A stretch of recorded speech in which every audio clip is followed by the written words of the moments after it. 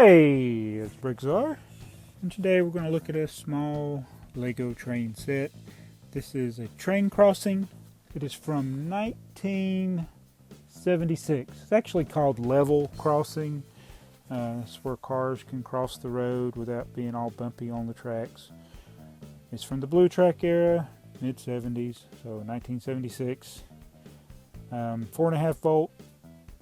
Because there's no center rail, although it can be converted to the center power rail. It has the pre-minifigure minifigures, just the one. It has the hard to find unbroken 8-prong antenna, and it makes a little shack.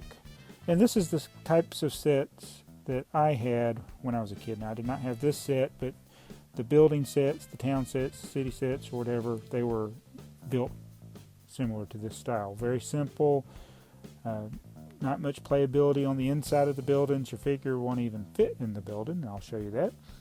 And real simple to make. So let's look at what you get.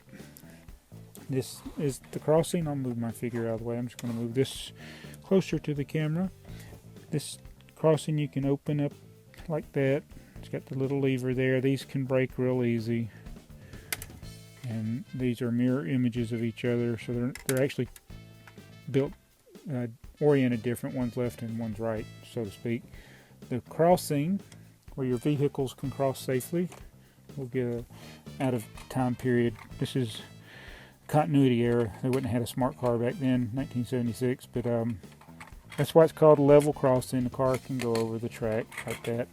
This little piece here comes off, the center piece. I need a brick separator to get it off. Take this thing off. Like that, so the centerpiece comes off, and that you could place a power rail there if you wanted to. And then I'll connect that back. So that doesn't belong in the set. That's kind of what it looks like from up here. And then your building is just so simple. Now this 8-prong antenna, you almost always find at least one of them broken. If you store that with other bricks, it's just going to eventually break. And it has actually a bigger door than some of the other sets do. Sometimes they have the little tiny door, but even with that big door, it's much bigger than minifigure scale. And he's like a little bit taller than the door. Oh, let's look at the minifigure.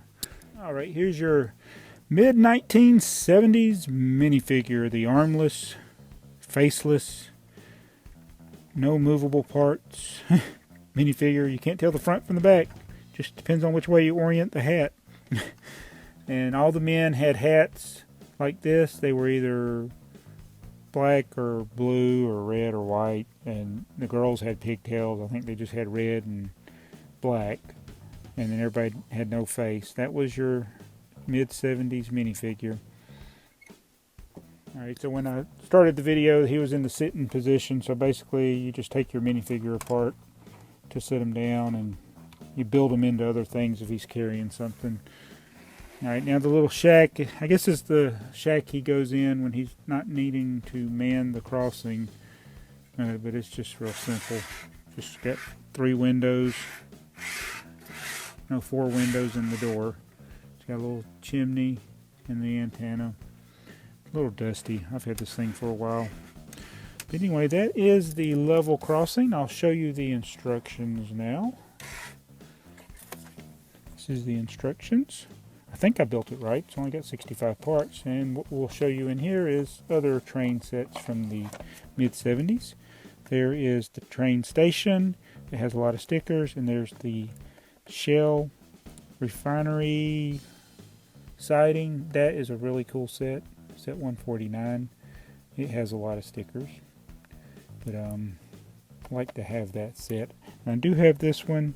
And hopefully we'll get to it before the end of train month. I just got to figure out where I put it. So there you have it. That is set 146, the level crossing. It is from 1976. Thanks for watching, and I hope the train doesn't hit me. This is BrickTsar.